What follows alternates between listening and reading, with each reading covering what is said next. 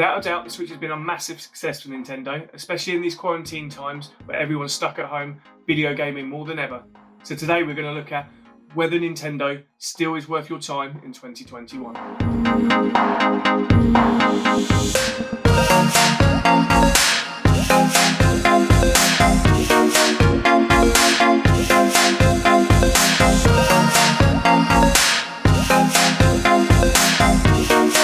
The Switch has been many people's best friend over the last 4 years.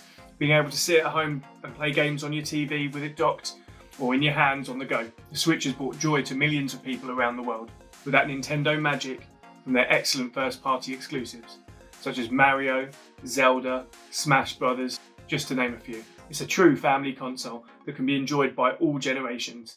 Play it with your friends at parties, or sneak upstairs and play it in bed. The choices are up to you. It still amazes me how seamless it is to take this console from being docked to in your hands and on the go. And if you've got multiple docks throughout your house, you can put it on any TV you like. I own more games for my Switch than I do for any other console, but it's now starting to show its age.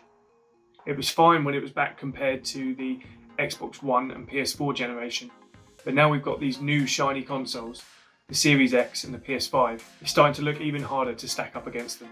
Don't get me wrong, I'm not looking for 4K visuals on a tiny screen like the Switch, but when you've got it docked and you're playing on a big screen, the textures and the resolution is really starting to show its age.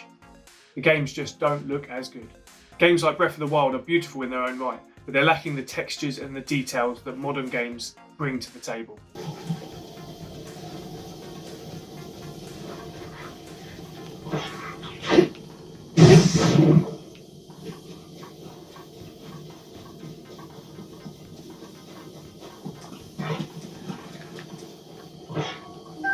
And a lot of the ports of third-party games are either unplayable or it's just not the best way to play them. You're definitely getting a subpar experience. It's not so bad on a lot of the first-party games, but you can definitely tell that you're working with a handheld console.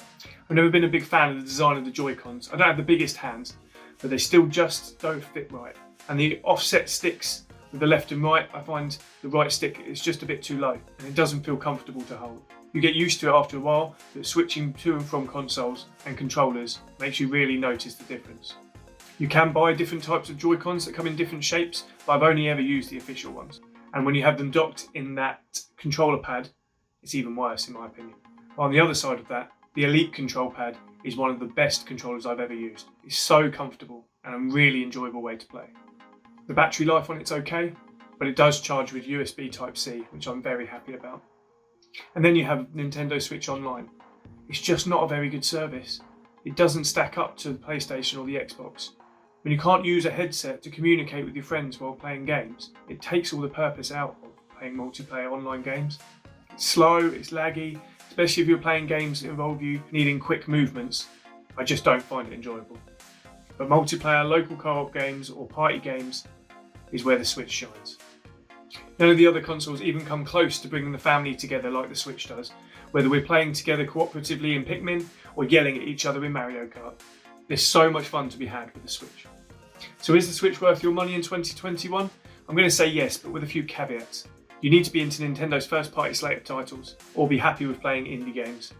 The larger third-party titles just don't run the best on here. You also have to factor in the cost. The Switch isn't a cheap machine. Even now it's still £360 without any games, and the games are always the higher end of the spectrum, around £60 for the first-party titles. There is the Switch Lite, which is just portable, which is £199. You can only use the Switch Lite on the go. There's no way to dock it or use it on your TV. So if you just want a handheld console, this is a cheaper option. But then you're also limiting yourself on the whole reason of getting a Switch in the first place. And with a price tag of £360, that's still more expensive than the new Xbox Series S. And even compared to that, the Switch is seriously underpowered. There has also been rumours of a new Switch on the horizon. It's likely to be called the Switch XL, which will keep it in line with its previous DS range of consoles. I'm not too sure on the improvements that will be made on that, but it's looking like it's going to have a bigger screen and possibly be 4K when docked. But don't quote me on that because nothing's official. So is it worth waiting until that console comes out? It will either drop the price of the current Switch or come out at a higher price, because then you're looking at PlayStation 5 and the Series X price range. And for a console that's just an iteration, not a new upgrade, I think that'd be hard pushed to sell. I'm pretty confident in saying that this will be coming at the end of the year or the beginning of next year, so it's probably worth waiting until then to pick up a new Switch, as all the current games are still going to work on the new console.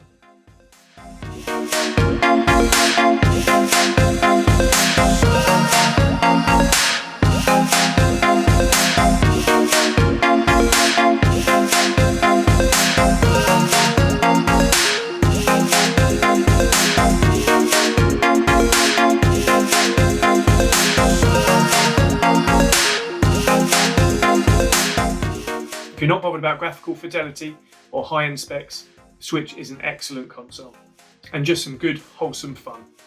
It's definitely overdue for a makeover, but like with any console, it's all about the games. And Nintendo has got that in spades. I've added some Amazon affiliated links down in the description. If you're in the market for a Nintendo Switch or any other Nintendo accessories, using those links really helps out this channel. And while you're down there, add a comment. Tell me what you think of the Switch. Do you still think it's relevant in 2021? If you like the video, like and subscribe, ring the bell, and I'll see you in the next one.